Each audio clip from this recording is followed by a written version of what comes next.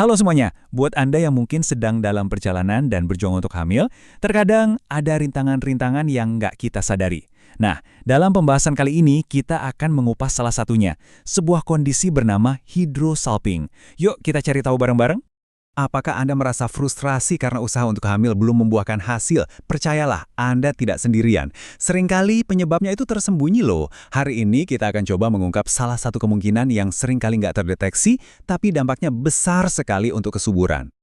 Oke, ini dia agenda kita hari ini.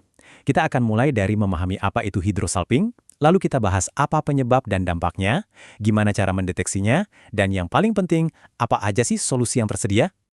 Sudah siap untuk bagian pertama? Yuk kita bongkar misteri di balik saluran tuba yang tersumbat ini. Sebenarnya apa sih hydrosalping itu?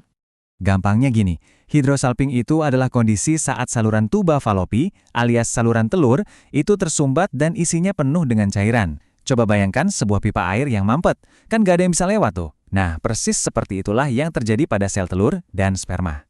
Jadi anggap saja tuba falopi itu sebuah jembatan yang super penting. Tugas utamanya adalah sebagai jalan bagi sel telur untuk bergerak dari ovarium menuju rahim. Ini adalah sebuah perjalanan yang sangat-sangat krusial untuk terjadinya kehamilan. Nah, pada kondisi hydrosalping, jembatan ini ibaratnya rusak parah. Jalurnya jadi buntu total. Cairan yang terperangkap di dalamnya membuat saluran jadi bengkak. Hasil akhirnya, tentu saja, sel telur dan sperma jadi nggak akan pernah bisa bertemu. Oke, kita udah tahu apa itu hydrosalping. Tapi pertanyaannya, kenapa sih ini bisa terjadi? Dan gimana persisnya kondisi ini bisa menghalangi kehamilan? Mari kita gali lebih dalam lagi. Penyebab paling umumnya adalah riwayat infeksi yang mungkin dulu tidak ditangani dengan baik, misalnya penyakit radang panggul. Tapi kondisi lain seperti endometriosis atau bahkan bekas luka dari operasi panggul sebelumnya juga bisa jadi pemicunya.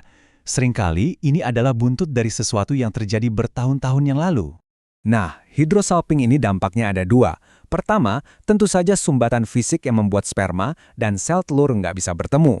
Tapi yang kedua, dan ini nggak kalah penting, adalah cairan yang terperangkap itu sendiri. Cairan ini bisa bocor kembali ke dalam rahim, dan ini menciptakan masalah baru.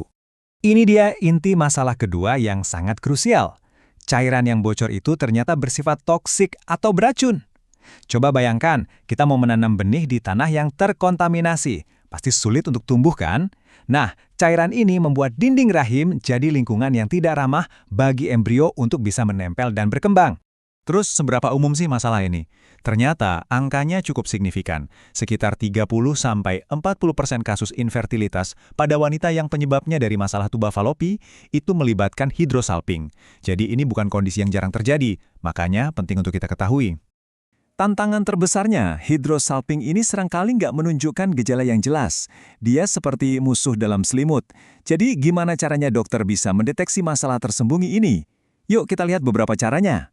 Biasanya ada beberapa metode utama. Pertama, ada HSG. Ini pakai cairan kontras dan sinar X untuk melihat apakah salurannya lancar atau mampet. Lalu ada USG transvaginal yang bisa mendeteksi kalau ada pembengkakan atau cairan di saluran. Nah, untuk diagnosis yang paling akurat ada laparoskopi, di mana dokter bisa melihat kondisi tuba secara langsung dengan kamera kecil. Sekarang kita sampai di bagian yang paling ditunggu-tunggu, yaitu harapan. Setelah masalahnya ketahuan, apa langkah selanjutnya? Yuk kita bahas soal solusi dan juga langkah-langkah pencegahannya. Umumnya ada dua pilihan tindakan operasi. Yang pertama, salpingstomi. Ini tujuannya untuk memperbaiki saluran dengan cara membuat lubang baru supaya cairannya bisa keluar. Pilihan kedua adalah salpingektomi, yaitu pengangkatan total saluran tuba yang sudah rusak. Pemilihan tindakan ini tentu sangat tergantung pada seberapa parah kerusakannya dan rencana kehamilan Anda ke depan. Nah, kenapa kadang pengangkatan saluran justru jadi pilihan? Ini penting banget, terutama kalau Anda berencana menjalani program bayi tabung atau IVF. Dengan menghilangkan sumber cairan beracun tadi, peluang embrio untuk bisa berhasil menempel di rahim itu meningkat secara signifikan. Ini adalah langkah krusial untuk kesuksesan program IVF. Tentu saja, mencegah selalu lebih baik daripada mengobati, ya kan? Nah, mempraktekkan hubungan seks yang aman untuk mencegah infeksi menular seksual, melakukan pemeriksaan kesehatan reproduksi secara rutin, dan menjaga gaya hidup sehat secara umum adalah langkah-langkah proaktif yang sangat penting untuk mengurangi resiko Anda terkena kondisi ini. Mendengar diagnosis seperti ini mungkin bisa terasa berat dan menakutkan, saya paham. Tapi ingat, pengetahuan adalah kekuatan. Dengan memahami apa saja pilihan yang ada, Anda sebenarnya sudah mengambil langkah pertama yang paling penting menuju solusi. Jangan ragu untuk bicara dengan dokter spesialis untuk menyusun rencana terbaik bagi Anda. Jadi, apakah Anda siap mengambil langkah itu?